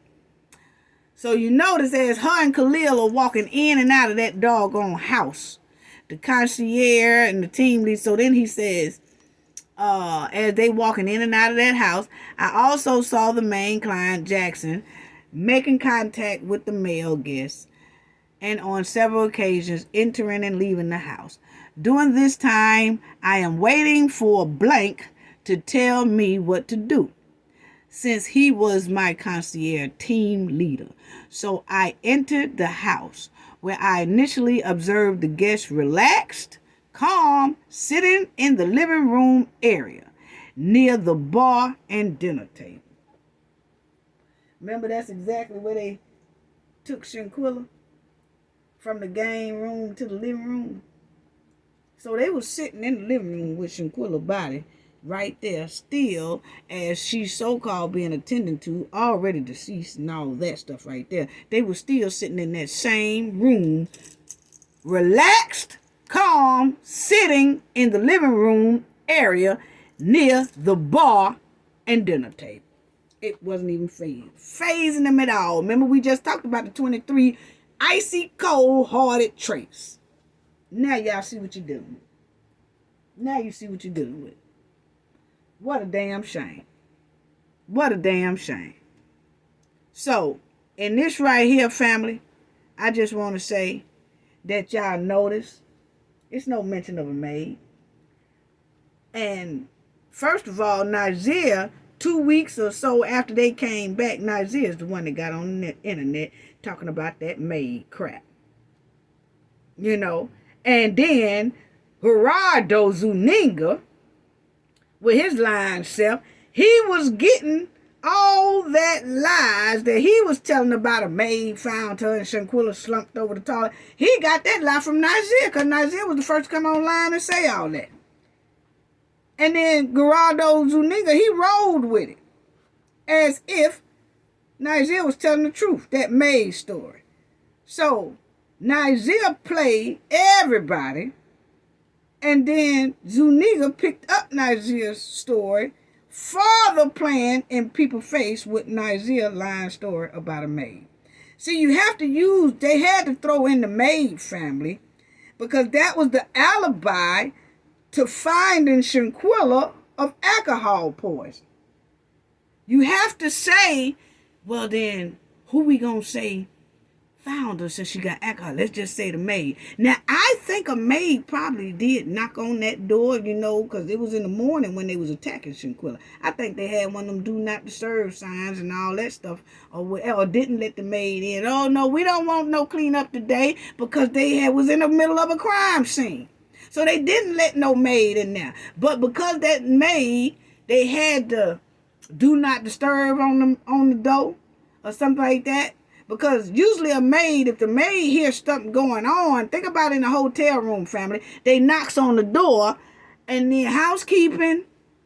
And then you say, oh no, we don't need no cleanup today. Oh, okay. And they going on about their business. Well, they drugged the maid in there anyway. We gonna say she found Shanquella because of alcohol poison. But that maid wasn't in that room. That maid had never touched that villa. She didn't even come in that villa. Because you notice nobody said nothing about no maid until Nigeria got his stinking ass up there and said something about a maid. Yeah, Think about it, family. Yeah. The maid story had to be told to fit with the alcohol poisoning lie. Dejanay made that call and that text or whatever to the concierge. She ain't said nothing about no maid. They wasn't letting nobody in that villa anyway until they had already got Shanquella, drug her from the game room to the living room and propped her up and put her on some little clothes and all that stuff and trying to clean up some of the crime scene and all that stuff like that. See, they put her in the living room because they didn't want nobody to see the bedroom. Because the bedroom most likely had some blood and all that stuff on it, because I showed y'all a picture of the floors of that villa that they was in. I said, look at the Shanquella was bleeding somewhere because it was blood on the floor. So they had took her out of there because they didn't want nobody to come that far in the villa. They just wanted to have Shanquella in the living room, where that's where everybody stop and go at, right there in the living room. Yeah. It wasn't no maid in there. That was a made up lie. That's what it was. A made up lie. That's exactly what it was. So let's go on with this right here, family.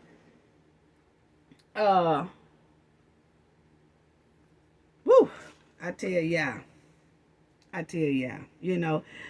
They had Nazir to tell the public about that maid story, but they didn't tell the important people about the maid. See, they came back and told the public about the maid. Why didn't they tell the concierge about the maid? Why didn't they tell the police about the maid? Why didn't they tell the assistants about the maid? Why didn't they tell the ambulance and all them people about the maid? Because it wasn't no maid. That was an alibi lie for their alcohol poison and to confuse the public about what happened down there. That's exactly what they didn't. No maid exist. No maid in that story. That maid didn't come into this till after Cabo Demon 6 was gone. And I'm going to show y'all that too. Yeah. Let's talk about it, family. Right here. And you'll see it says, my purpose was to look for the main guest, Miss Jackson, and give her my condolences. When I talked to her, I gave my condolences. She thanked me and told me that they had talked to her friend's mother and mentioned that this was so fast to lose her in an instant for having had too much alcohol. Boy, they had it going, didn't they? This is slap demon. Anyway, I asked her if I could give her a hug, to which she said yes, and she gave me a very indifferent hug, very cold. I saw a very sad guest, a skinny girl, and I saw that she was in pain. I think you're talking about Elise, and Elise wasn't in no doggone pain. Elise was trying to worry about how she gonna get up out of Mexico, and she was most likely doing a whole bunch of texting and stuff too, just like Khalil and Dejanay, trying to get up out of there. That's all that was. She wasn't in no pain. She was just ready to go. She was ready to go. Because she know the type of people she got behind her. And they was definitely trying to get her up out of there. So she wasn't in no pain at all, you know. Anyway, I left the area and stayed outside the main entrance to give my space to mourn and grieve. To give them their space to mourn and grieve. Minutes later, I heard laughter. I approached Blank, who told me to leave, to go back to my villa in Cabo, St. Lucas, that he will be in charge of following up and supporting the clients and their authority and the authorities. So that lets me know right there, that person who told the concierge to leave most likely had done got a little nice little bag from the Cabo 6, because he told the concierge, oh, you can leave. I got it. I will be in charge and follow up and supporting the clients and the authorities. So whoever it was told concierge, oh no, I got this. You go ahead on. You know what I'm saying? I'm going to take care of this. And then the Cabo 6 slipped away and fled from a brutal crime. That's what it's given. That's what it's given. That this person sent that concierge off so that they can finish supporting the clients and the authorities. Anyway, the concierge says now, I said goodbye to the clients and I left the Cabo, left the villa. Later around 21:30 hours, the main guest contacted me to request transportation to go to dinner because they had not eaten anything all day due to the situation. So I called Blank with phone number Blank, who owns land transportation, okay? And then to give them, for the Cabo Villa so that they can go to dinner, okay? Because they hadn't eaten anything.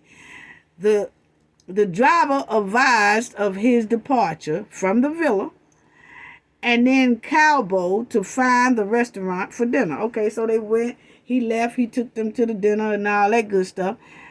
But at the end of the service, the driver Blank with phone number Blank reported through audio message on the WhatsApp chat of the Lands End Transfer group that the service had ended and that he had left the guests at the airport hotel. So they ain't got no dinner. They went to the airport hotel. They were trying to get up out of there. That's where they all went. All of them, all 6 of them. Okay?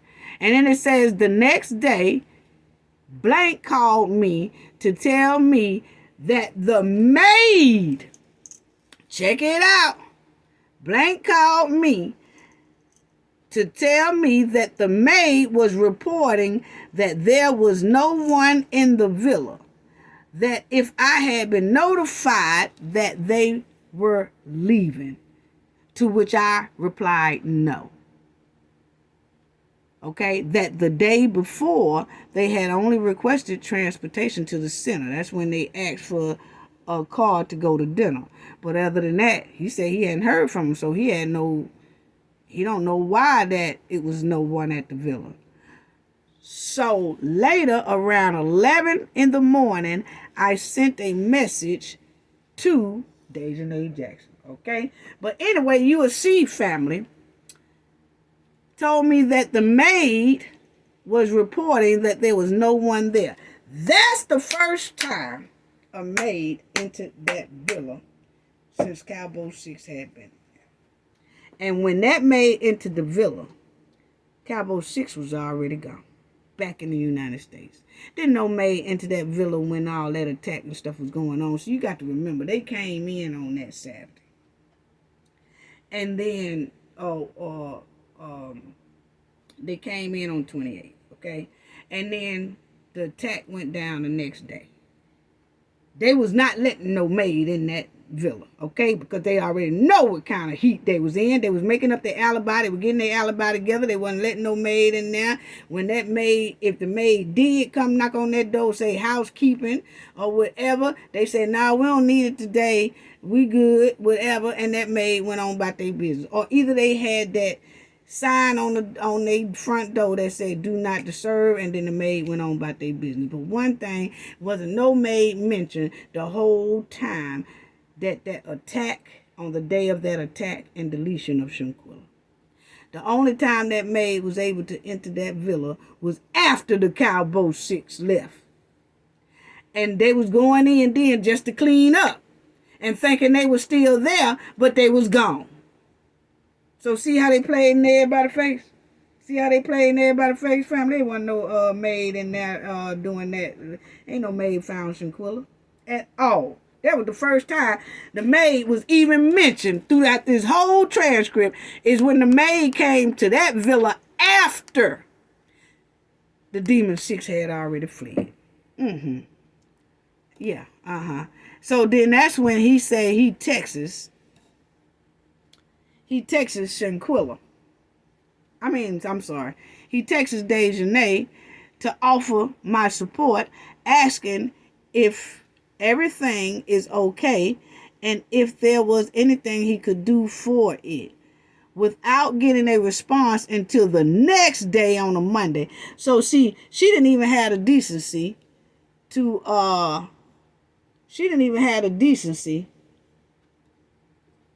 answer this man. She waited until Monday and replied back to that man. On a Monday, Dejanay Fishstick Jackson, when she texted me asking if she had to do anything else to check out, if she had to sign anything, I could email it to her, as they had already left. Later, she asked me for the property manager. So she asked for the property manager number. So minutes later, I sent it to her. Days later, I found out that there is a lot of controversy because of the news of the video of the main guest, Miss Dejanay Jackson, hitting her friend Shanquella. Okay? The guest who died. When I saw the video in social media, I realized that particularly the main guest, Miss Jackson, had manipulated me with the information she provided of what happened to leave the country as soon as possible. It should be noted that she put the name of Nigel Wiggins as the last person on the guest list or registry. And that's what I'm saying. When he said that Nigel ineligible investigation, meaning that he was, they really are looking into Nigel because Nigel was acting in. Now that they look back at it, like he said, now that he looked back at it, he see that Dejanay was manipulating him. Now that they look back at it, they realize why Nigel was acting so, like, don't want to put his name down, acting indifferent, ineligible.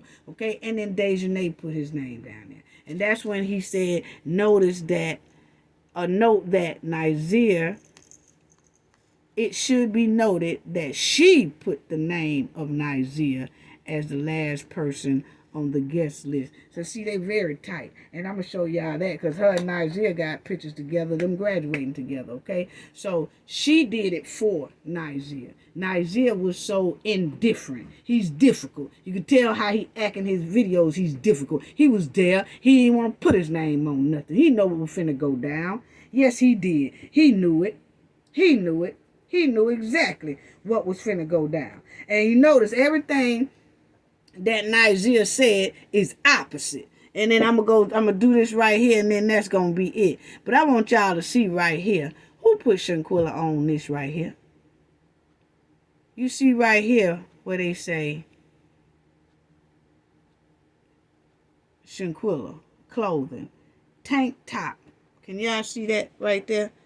It says Shanquella. When they walked in there, Shanquella had on a tank top. Jockey brand size L. Purple shorts without size. Love University brand. No underwear. Without shoes. Come on now. Who did that? The Cabo 6 did it when they drug her from that bedroom to the game room, from the game room to the living room, and was putting her on some clothes, cleaning up the crime scene, all that kind of stuff like that. But you notice that they all are college graduates that went to the same college, alumni college. Winston-Salem alumni. So they are the ones who put her on a university, Love University brand. Mexico wouldn't have put no Love University brand on Shanquella. They did that. They did that. That shows right there that they put them clothes on Shanquella. Because she had purple shorts without size. Love University brand. With no undies on. And no shoes. How trifling. They did that. They did that. That's how they put her and propped her up there after her deletion. And then everybody come in and then the doctor know they can't put no IV in her. It wasn't working like that. We all know the scoop on that. And then look at this is what I wanted to show y'all. Type of manner of death, violent. Violent. So that's what I wanted to show everybody. That's what's going to matter in that courtroom. That's definitely what's going to matter in that courtroom. So that's what I wanted to point out to show y'all that all this time, Nigeria had played in our face with that story. It's no maid ever came in there. That was something that was Nigeria was told to say to us, family. Yes, Nigeria lied. And then that Gerardo Zuniga took Nigeria lie and ran with it. And the first thing, Nigeria is the one who first put that out because he said, y'all ain't even talking about the maid. See, he wanted to keep pushing that maid on us. Keep pushing that maid on us. Keep pushing that maid on us. That boy, he wanted to keep pushing that maid story. It wasn't no maid. It wasn't no maid in this story. At all. At all. And he know it. But they had to spin the narrative for alcohol poisoning. So everything we basically been told about this maid thing is most likely is not true. And I bet you when they get in that courtroom, 96% of it is going to be, we're right. It wasn't no maid ever in that room the day of Shanquella's attack. Never. Didn't no maid ever find Shanquella at all. Point blank period. At all. At all. So that's what I wanted to go over. And y'all notice that every time Nigeria say something, it's opposite. You know, like Nigeria said, a female doctor came in. Well, according to this, it was a male doctor came in. Okay? Then you notice that he always telling the opposite of what really went on. He said, I wasn't there. But really, he really was there. See, Nigeria was throwing this all off for the Cabo 6 purpose. Somebody told him to do that. If you notice, Nigeria said, I found Shanquella. She wasn't gone, but really she was gone. See, think about it, every time Nigeria say something, it's opposite of what, it's opposite of what he really saying. I wasn't there. Yes, you was there. I didn't get there till the next day. No, he got there the same day. See, everything is opposite of what he's saying. Some of his things, they're opposite. He was throwing the public off, throwing the whole investigation off, throwing the case out. Then he said they were we were talking about cooking the day of the crime. No, they was talking about cooking the day before that crime. See, everything he was saying is opposite. You got to pay that some attention. Nigeria was telling everybody the opposite of the story to confuse the story, to confuse Shanquella's justice, to confuse the case. That's what criminals do. They gonna say stuff to fit their narrative. Not the victim narrative, but the criminal narrative. Okay? Yeah. And Kalia and Dejanay, it shows, was the mastermind, because them was the two kept running back and forth, in and out, outside. Point blank, period. Point blank, period. And the maid never found no Shanquella. Never did. Cabo Demon 6 mentioned this to, they didn't say this to no authorities, nobody. It was just an alibi lie. So now you have to look at everything that we have been told and about the maid finding, and where's the maid, and what, because it ain't no maid. It ain't no maid at all. They just told an alibi lie to fit the alcohol poison. That's all they did. That's all they did. That's all they did. And when the maid actually did come in the villa, they was gone. They ain't never seen no maid, because they was already back in the United States. And when Dejanay got back on the United States soil, when they was in Mexico, family, they was communicating to the United States soil. Why they not arrested? Then when they got on United States soil, Dejanay was still texting the concierge, trying to find out the property manager number, because most likely she didn't want to pay for the days they wasn't there. So she's trying to get some days taken off because they left early. She still is trying to cover up a crime on United States soil, calling Mexico, trying to get money back or take off some money because they was already gone, still trying to cover up a crime. Why isn't these folks arrested, and why isn't she extradited? It clearly shows this case, Mexico and the United States is connected with this case, and then they brought a suitcase back, which was evidence. Yeah. And they asking for the property manager and all that. She on the United States soil now, still trying to cover up some stuff. Calling over there to Mexico. But as you see, that concierge said, they got a lot of text message. And when they do phone messages, they got printouts of that as well. When they talking on the phone, they got printouts of that as well. So see, it's a lot of stuff that we haven't seen, family, that these people do have. Rather, we want to believe what the concierge say or not, believe his statement of what he said or not. It's a lot of hidden truth in this. And I just gave it to y'all. It wasn't no maid. Think about the text messages that they saying. He said, by phone number this. He was giving out phone numbers. They just blanked it out. He was giving out names. They just blacked it out. But all that stuff is at the White House. And he said attached is documents of text messages, phone calls, phone messages, all that stuff. Why isn't they arrested up there? And why did the DOJ and them in North Carolina say no criminal charges? It's beyond me. Dejanay was still covering up stuff when she got back here on United States soil. Why isn't Dejanay and the Cabo 5 arrested? Why aren't they arrested? Why isn't Dejanay going through the due process, Shanquella getting her due process of Dejanay being apprehended and questioned? All of them need to be questioned with all of this going on. Why isn't Shanquella getting her due process of this case? She had a violent death. It says up there, violent death. That's all we need to know. Why they not in jail is what I can't understand. Why they not in jail, people? Why they not in jail? Why they not in jail? You know? And that Gerardo, he listened to Nizia's story. Nizia half-ass confession, talking about the maid and how Shanquella was found and all that stuff. And he rolled right along with it. And the whole time, all this is a lie. You have to read through the transcripts and see that none of that stuff was mentioned. And this man was going all the way down to small details to a tequila bottle.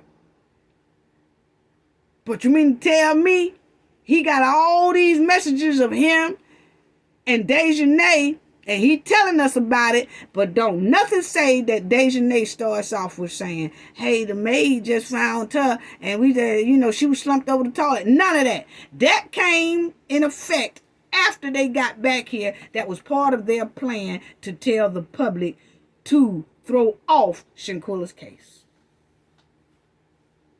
How trifling.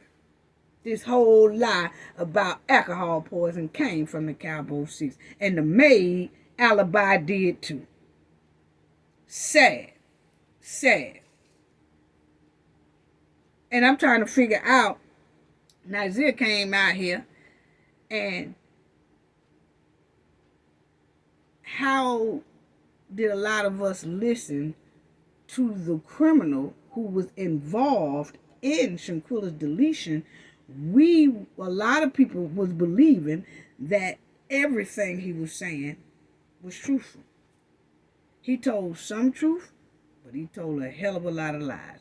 And a lot of things he said was opposite of what was really going on. I just told y'all how he did the opposite effect on everybody. That's what criminals are smooth like that. That's what he do. So why did a lot of people take the story of one of the criminals who was involved in Shanquella's death to be truthful? A criminal will tell a nice story to fit their narrative. That's what they supposed to do. That's what they do. They ain't finna tell the truth about the thing. No. How trifling. How trifling. Now, there was a lot of crooks over there in Mexico. I say the doctor. My opinion. Because I think that's the one that was like, nah, y'all can go ahead on. Now, I got them and I got the authorities. And now I think some people got some money in their pocket in them Cabo 6 left. But regardless of how they did down there in Mexico, what I can say, Mexico is at least came back and is trying to make it right. At least the Mexico government said, now, okay, we understand what the hell went on, whatever here. But what we not going to do is look at that attack video and not do anything about it.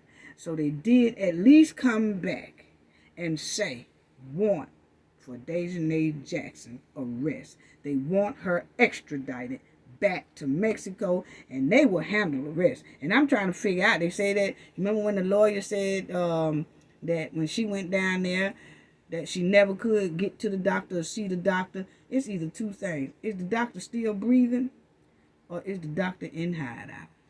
Because I'm going to tell you, Mexico government don't play down there, because it seems like all they little loop is being tangled up and messed up because of this whole thing. Because we not playing about that. We ain't vacationing there, nothing like that, till Shanquella get justice. So, this doctor, whether it's a he or a she, can't be found. We don't know what reason it is that they can't be found, but they can't be found. But one thing we can say is that transcript still gonna hold up whatever courtroom they go in on. It's up to the Cabo 6 to dispute what's on that transcript. So why, if Mexico is willing to do that warrant and send out that warrant for Dejanay, why isn't the DOJ in North Carolina doing the same as Mexico do? Why don't North Carolina have the same sense of urgency as Mexico to put these people behind bars? No matter the stank that was going on in Mexico with this case, they are still willing to make it right for Shanquella justice, and they put out that warrant, and they're asking for Dejanay Jackson to be extradited, and they want her, and then most likely they gonna want them other Cabo 5 as well. So why aren't we not getting that same sense of urgency from North Carolina? Why is that? That's all I got to say about that. Gain knowledge to prevent blockage. And we all know what that means. The more you know, the harder it is for anybody to block y'all from your goals and success. And don't forget, y'all, we definitely going to do some pictures that I want y'all to check out as well. Then we're going to do a live after that. Take care.